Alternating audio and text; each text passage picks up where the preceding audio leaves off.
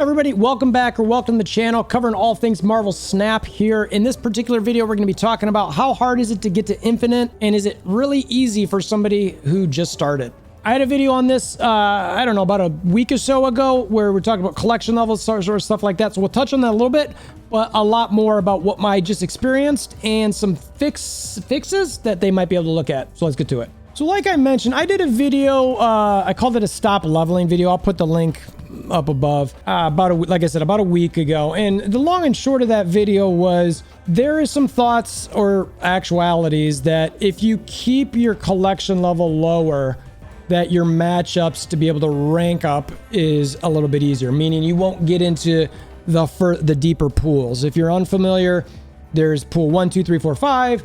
The more entry level folks are in the pool 1s, maybe pool 2s. And then when you get into that pool 3, that's really sort of the mosh pit. That's where everybody's really just, it can get tough. And the reason I say that is because as an earlier player who maybe doesn't have a lot of cards from pool 3, you're going to be facing a lot of people who do have cards in pool 3. So it makes it harder to win, which makes it less fun because everybody likes to win. Now, I do think there's a balance there, which we'll get into later, and we'll talk about some potential fixes and stuff like that. But that's sort of the long and short of that particular video. So I really, in this one, I want to focus like, how hard is it to really get to Infinite? Now, I'm going to talk about my experience a little bit because, like I just mentioned, I've been, I did the video before. I've kept my collection level pretty low. It's at 409. So that means I might be in the pool 2, 3-ish range. Now, technically, pool 3 starts at, I think, at 486. So that's this card right here, 46. So if I was to get there, I can get 1, 2, 3, 4, 5, 6, 7 more cards to add to my deck. So does that mean those 7 cards, what will those cards do for me to be in that pool? Can I be competitive in that pool, or will I just get constantly stomped? Right now, I am experiencing a little bit of pool 3, but I've got no pool 3 cards. I don't even have all the pool 2 cards, and we'll look at that in a second. Not going to go through it in detail. Like I mentioned, I started about 2-3 weeks ago. Lost track now. Time flies when you're having fun. I started after this current season of Savage Lands started. So I've been playing, I've got all these different decks. I had an early on deck, which is just some of the early cards. Grays, whatever. This build-up deck, this was basically built to get to Devil Dinosaur. I was trying to have any card that would give me additional cards and some other extra ones. Zabu Dino, this deck by itself, now, and I've got to caveat this, is that as a player who's been in here 2-3 weeks, I did spend $10 on the current pass. I thought it was worth it. I heard Zabu was a great card. He's going to get nerfed, unfortunately, but he was worth a $10 buy to get into that season pass and get that card. So I built a lot around this, and I used that deck a lot to kind of build up. I didn't really play with the Sun Infinite deck. I like to call him the Octonaut because I have kids. This Seth deck, shout out to Seth from Discord, used this deck a little bit in the 80s, 90s range. Just anytime I just needed a change. And this is one thing I do want to mention, is that anytime I got into a funk or I felt like, the things were just not turning my way, I changed my deck. And I like to do that a lot because, one, it teaches me other decks to play and how to play decks against other decks. So it expands my knowledge base. And that is something I'm trying to do at a rapid pace because I am starting this game from behind. I want to make content on it. I know it's something that as a content creator and just as who I am, I want to know as much as I can so I can factor all these things in and calculate things to make moves and give advice, frankly. So anyway, Seth, thanks for that deck. It did work decently. I did like the Discard Destroy deck. It's a little bit of a hodgepodge. I am excited for Modog to throw him into this deck just to see how it plays and works. So stay tuned for that. And then I don't play my move deck. And then this was the deck I did a video on the other day, this ongoing test deck, which I did have some fun with it. Some ongoing cards, but it was like my test deck. So you can see, I'm just scrolling through this quick. I'm not going to go through these. I don't think any pool 3 cards. I do have some number of pool 2s. I'm not done with all of them. And I feel like keeping my collection level where it's at has enabled me to, sort of walk that fringe line where it's not throwing me against everybody in pool 3, but it's definitely making me flirt with it. So I want to jump over to snap.fan, look at some of the cards in there, just to show you, to give you an idea real quickly, some of the stuff I'm coming across. So again, snap.fan, I love the filters. So this is pool 2.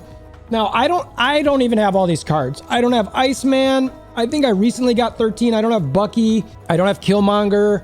I don't have Sabretooth. I don't have Vulture. I have the rest of these. So yeah, pool 2, I'm pretty much done with, but I don't have them all. Switching over to pool 3. Now I'll tell you what I faced, and what I don't have is I've faced some Wasp. I've faced some Human Torch. I've faced some Quinjet. I'm looking for anything that I even have. I've faced a Daredevil, a Goose. I've faced multiple Mojos recently. Black Cat, Electro, none of the bottoms. I don't have any of these so far. I faced a Mystique recently, a Polaris, a Rogue, Absorbing Man, Dracula, Omega Red, Spider-Man, Wong. I mean, and I don't, like I said, I don't have any of these. Nick Fury, Taskmaster, Arnim Zola, Doom, Giganto. I lost the game to a Giganto the other day, which I was just like not even ready for that. A Magneto. So I've faced some of these, but I don't have any of these cards. None of them. Like I said, I'm flirting with this pool 3, but I don't have anything in pool 3. And I mean, there's, you know what? There's 8, 9, 1, 2, 3, 1, 2, 3, 4, 5, 6, 7, 8, 9. I mean, what is that? 70 some cards in pool 3 that I've got to get. That's a lot of cards. And, you know, my collection level, you know, like I said, I've not pushed it. I've saved up a number of credits, 8,400. We'll see how far along I get ranked on that, but I don't expect to get a ton of cards. And now this is the part where you start getting introduced to, is there a problem with the game? Is there something that Second Dinner should do? Or is this exactly the way the game's meant to be? And because as I was getting here and thinking about this, like I said in my video, I wanted to say low to try to get to infinite. I just hit it.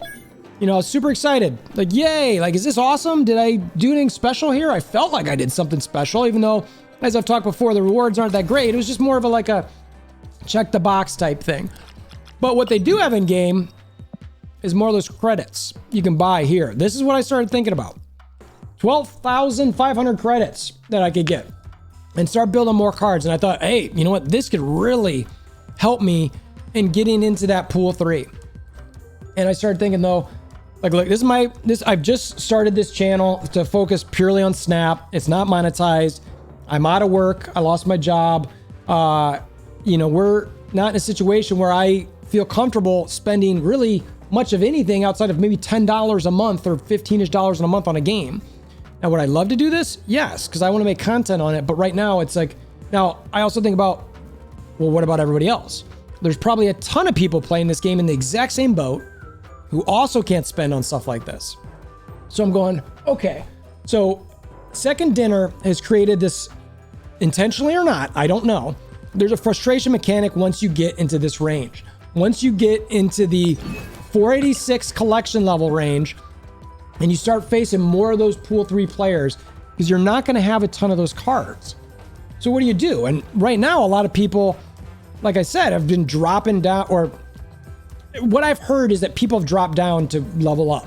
Just they do speed runs because they're easier. So if somebody gets to this 486 range, they get up here and they start facing a bunch of really difficult players that they're just not meant to be matched up with because they don't have the cards.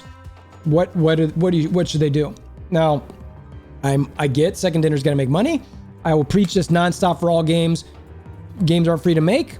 They need to, you know, find a way. So I think this is part of the thing they do is they get you to this point where it's like, you might want to consider spending $100. They hook you in, they have you, you spend $100 and you then commit and you commit and you commit. Now the game is so fun. I did not expect to have this much fun with the game. So I think that there's something there for sure that makes sense to me. And at the same time, something I want to explore on the channel later, and I want to hear from you in the comments below, is I think there could be some other things that allow players in that range to feel like they're still doing something and also not frustrating them, because you want to keep as many players around as you can. You want them around, but at the same time, you don't want to see them leave because they're getting smashed.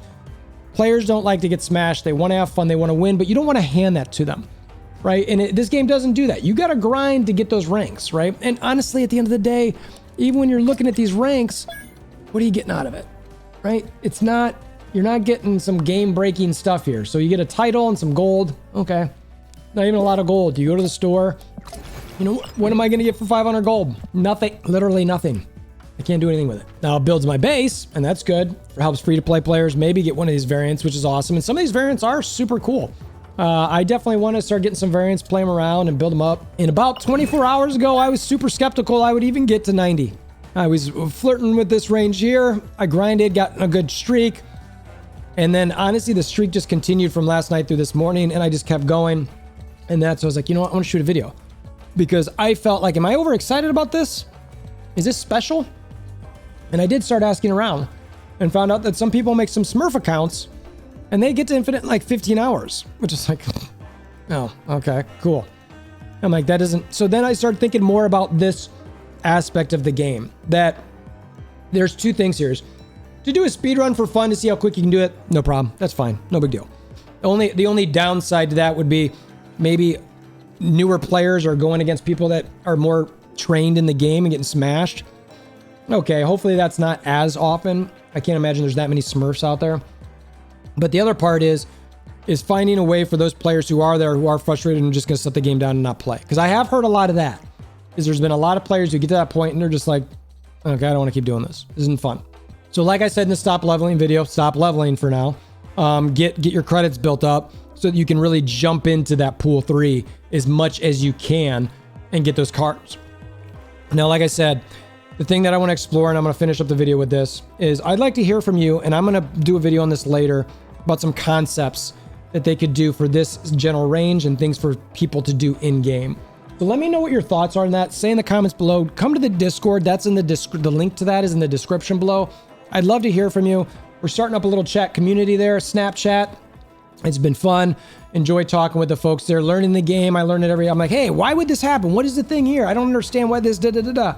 And we just bounce things off each other, different decks, all that sort of thing. So love to have you come by. Love to hear your thoughts. Appreciate you making this far. If you want to hammer down the like buttons, click notification bells, share with your aunts, uncles, nieces, nephews, grandma, grandpas. Appreciate it. And until next time, I hope you have a wonderful day.